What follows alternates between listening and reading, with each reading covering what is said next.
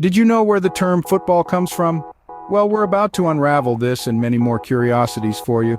At number 10, we have the origin of the name. The term football comes from the English football and was adopted to describe the sport in many countries. However, in some places like the United States and Canada, the term soccer is used to refer to football, an abbreviation of association football. Moving on to number 9, in the early days of football, uniform balls were not used. Instead, pig bladders inflated and wrapped in leather were used.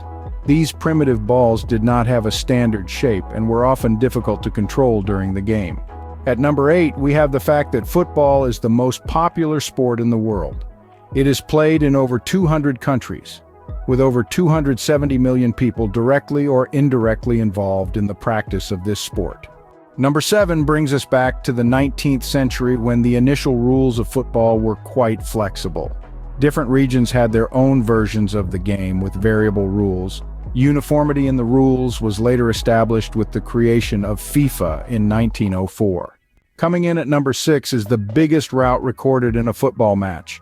It occurred in 2002 when a team from Madagascar defeated their opponent 149-0. This astonishing score happened in an under-16 category tournament. Halfway through our countdown at number 5, we honor Brazilian Pelé.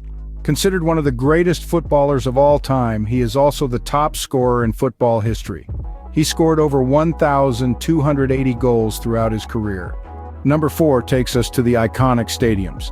The world's largest stadium is the Rungrado Mayday Stadium in North Korea, which can accommodate over 150,000 spectators.